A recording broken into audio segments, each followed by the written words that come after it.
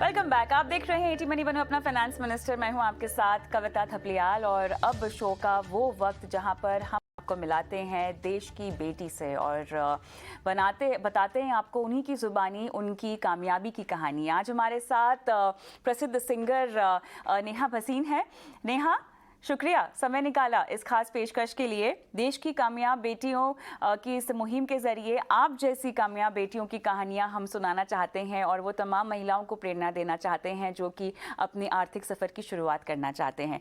तो शुरुआत आपके ही सफ़र के साथ होगी। मुझे बताएं, आपका मेरे ख्याल से मैंने शुरुआती दौर वीवा नाम के एक बैंड से देखा था जिससे आपने शुरुआत की थी। कैसे शुरू हुआ गायकी का ये सफ़र?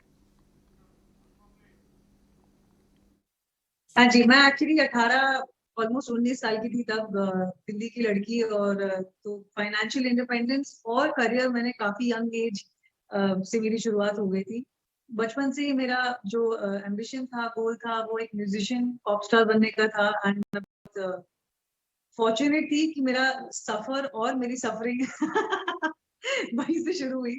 बिकॉज एज मच एज वो कहते हैं ना कि ख्वाब जितने बड़े होते हैं उतनी ज्यादा सफरिंग भी होती है। तो आई फील कि ये दोनों चीजें हैंड इन हैंड जाती हैं। बट हाँ, आई वॉज वेरी फॉर्चुनेट। मेरा करियर दिल्ली से शुरू हुआ, फिर मैं मुंबई आई और मैं उस बैंड वीवा का हिस्सा बनी। 2 साल मैं उनके साथ थी। बहुत हम लोग सक्सेसफुल थे। बहुत यंग एज में मैंने बहुत अच्छा बुरा दोनों देखा है। उस जमाने में हमारी 25,000 की सैलरी होती थी। दो वी को वेरी बिग पॉप स्टार्स, पर हम एक स्टाइपेंड सैलरी पे थे। और उस जमाने में भी 2,000 रुपए टैक्स के कटते थे और मैं काफी पैसे बचाती थी क्योंकि मैं उस टाइम पे बदमाश बहुत थी, लेकिन बदमाशी बिल्कुल नहीं करती थी because I was very focused about my career.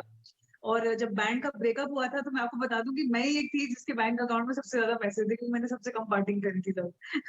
so because of which actually I could get away from the band and start my solo career, rent a small apartment for myself, and this is all at the age of 21.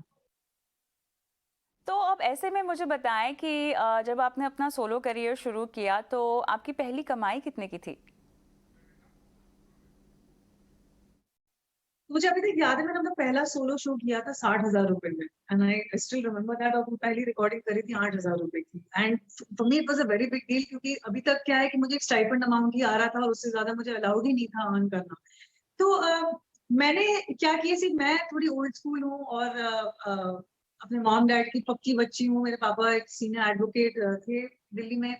और मैंने हमेशा जो investments करी हैं वो सिर्फ FDs में, मतलब मेरी बड़ी फिक्स डिपॉजिट होते थे, बाद में स्वीप एंड अकाउंट्स होते थे। But I must tell you, over the years उसमें मैंने इतना इंटरेस्ट बनाया है कि मेरे सीए बोलते थे कि you are smarter than most people who have made investments. क्योंकि जो जो बाकी जो मतलब जो बाकी फंड्स वगैरह, म्यूचुअल फंड्स वगैरह होते हैं, उसमें ऑनेस्टली ना मेरा ज्यादा इंटरेस्ट था ना मुझे समझ आता था। और एक आध बार जब मैंने किया है तो मैंने not fared very well in it. And जैसे मैंने ज्यादा पैसे कमाने शुरू करे तो I started buying properties. So for me, I'm a little old school. जितना मुझे समझ आता है उतना मैं करती हूँ. But I do keep an eye on my bank account. I think it's very important कि आप एक अच्छा lifestyle जिएं, but आप savings भी करें और आप जहां आपको इन्वेस्टमेंट समझ आती है वहां पैसे डालें. Uh, why I believe in FDs, I mean, that's just my thinking. I know today the interests aren't very good and all of that, but I feel it's a more solid way of earning more money and अपना पैसा उस जगह रोक के रखना जहां पे आप कभी भी उसमें हाथ डाल सकते हैं। At the same time it's not a gamble. Like मुझे अपने पैसे के साथ गैम्बल करना अच्छा नहीं लगता है, नो कि some people like it, but I am not very comfortable with it. I am not very comfortable with very high loans. तो मैं जब प्रॉपर्टी भी खरीदती हूँ तो मैं मिनिमम लोन लेती हूँ। मैं जब गाड़ी भी खरीदती हूँ तो आई अर्न दैट मच कि जितना मैं अफोर्ड कर सकती हूँ उस हिसाब से मैं अपनी लाइफस्टाइल को मेंटेन करती हूँ। And I am a little old school that way. तो but yeah, so that's how I've kind of come up till here, because मुझे अपने बिजनेस पे भी पैसे खर्च करने पड़ते हैं. I have to spend money on fashion, on music, on keeping myself updated with the new technologies. So you know that's how for example, आपको पता नहीं, आपको पता है कि नहीं, लेकिन my husband and I, हमारी अपनी ऑडियो लेबल है, तो हम अपने खुद के गाने ओन करते हैं. I make royalties out of that also. So I'm very in tune with these things. So those are my ways of making money and saving money and investing in my future. लेकिन देखिए नेहा, आप एक freelancer है, ऐसे में बहुत ज़रूरी है कि आपके पास एक कमाई का स्रोत ना हो। जहाँ तक इनकम की बात है, आप अपनी इनकम को डाइवर्सिफाई कैसे करती हैं और कितना ज़रूरी है आपके लिए एज अ फ्रीलांसर होना कि आपकी अलग अलग सोर्सेज ऑफ इनकम हो? आई थिंक इम्पोर्टेंट है, बट वो एक फ्रीलांसर ज्यादा कर सकता है अंडरस्टैंड की जो सैलरीड लोग हैं, बिकॉज मेरे आसपास मेरे फैमिली मेंबर्स हैं जो सैलरीड हैं, आई ट्राई टू अंडरस्टैंड कि वो लोग इन्वेस्ट म्यूचुअल फंड वगैरह में ज्यादा इसलिए करते हैं बिकॉज उनके पास डाइवर्सिफाई करने के ज्यादा तरीके नहीं होते हैं। ज्यादा से ज्यादा ऐसे बाय प्रॉपर्टी, उसको एयरबीएनबी पे चढ़ा दिया या whatever, but at the end of the day their options are definitely far more marginalise, narrow down है हमारे से। तो बट अगर आप कोई तरीका ढूंढ सकते हैं तो number one, you can have more fun. I also feel कि for example I love doing music, but क्योंकि मैं बाकी चीजें टेलीविजन से भी पैसे कमाती हूँ, रॉयल्टी से भी कमाती हूँ, तो मुझे एक म्यूजिक पे उतना प्रेशर फील नहीं होता और मैं वहां से एक आर्टिस्ट प्ले कर सकती हूँ। तो I don't have to necessarily only earn money from there, as you said, and I can, मैं ऐसा कुछ काम कर सकती हूँ जो मेरे दिल को पसंद आता है। तो उस वजह से भी डाइवर्सिफाई करना जरूरी है, ताकि एक जगह पे प्रेशर ना आए ना, अपनी जिंदगी में बाकी चीजों में भी एक एंजॉयमेंट ला सकते हैं, फुलफिलमेंट ला सकते हैं। तो आई मीन दैट वो मेरा सोचने का नजरिया है, but I am sure it works differently for different. अच्छा, नेहा मुझे ये बताएं कि आपके आसपास की महिलाएं, अगर मैं फाइनेंशियली जागरूकता की बात करूं, तो वो कितनी अवेयर हैं, अपने फाइनेंशियल फ्यूचर के बारे में कितना सोचती हैं? आप उनकी क्या सहायता करती हैं? तो जैसे मैं अपनी एक सिस्टर का ही एक एग्जाम्पल आपको दे सकती हूँ। मेरे से 4 साल बड़ी है वो, और उनकी शादी उन्होंने खुद अपनी मर्जी से 25 साल की उम्र में शादी करी है। कुछ उनके घर के ऐसी मतलब थी चीजें कि उनके घर वाले नहीं चाहते थे वो काम करें, तो उन्होंने थोड़ा किया थोड़ा नहीं किया, और फिर एट वन पॉइंट वो, उनके जब बच्चे हो गए तो वो बिल्कुल ही फाइनेंशियली डिपेंडेंट हो गई। एंड आई रिमेम्बर कि उनको बहुत खटकती थी ये बात। एंड दिस इज अगेन, मैं ये सब महिलाओं को बताना चाहती हूँ कि ये कोई, हम ये किसी की स्टेटस के बारे में बात नहीं कर रहे हैं, हम ये सिर्फ एक, जो लड़की बचपन से इंडिपेंडेंटली बड़ी हुई है, जिसके लिए फाइनेंशियल इंडिपेंडेंस बहुत इंपॉर्टेंट है, उसके मानसिक स्थिति की बात कर रहे हैं, तो इसमें कोई छोटी बड़ी बात नहीं है। तो इस बात को गलत तरीके से नहीं, सही तरीके से सोचे। तो आई रिमेम्बर कि जबकि मेरे जीजा, उनको सब कुछ मतलब मंथली अलाउंस एवरीथिंग, बट उसकी कॉन्शियंस पे उनको खुशी नहीं मिल रही थी। कि मेरे पास चीजें, अगर मैं अपने खुद के 20,000 रुपए भी कमाऊं महीने की, तो मुझे जो एक्स्ट्रा चीजें लाइक मैनिक्योर पेडिक्योर या कुछ भी मस्ती करनी है, तो मैं वो कर सकती हूँ। This is about like 10 years ago। And I remember जब वो बॉम्बे शिफ्ट हुई, तो हमने मिलके उनके लिए ऐसा जॉब ढूंढा। In fact now she works in my husbands company only, but कि जहाँ पे एट दैट टाइम वो चिल्ड्रन आर वेरी यंग, कि बच्चे आके खेल भी सकते हैं, अपना काम भी कर सकती है।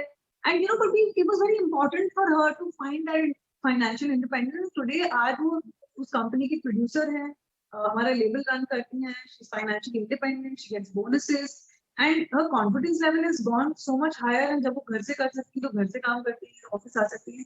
I mean, there is that flexibility that we have allowed her, and at the same time she's only contributed to the company in a beautiful way।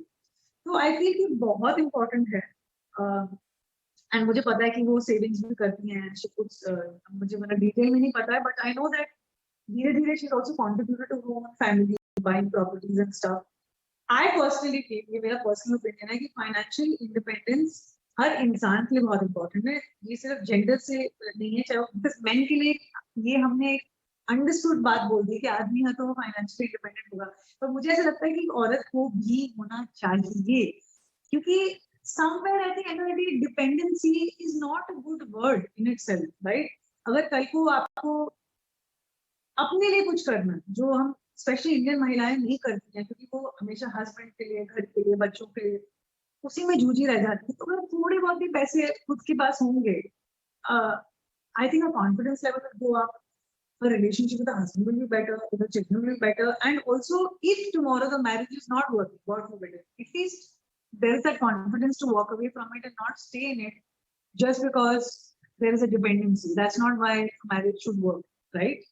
And ये मैंने बहुत लोगों से सुना है, again मतलब I can't name those people, there are people who have said कि यार अगर कुछ हो गया again, जब early marriages हुई थी, तो will you keep me, can I stay with you?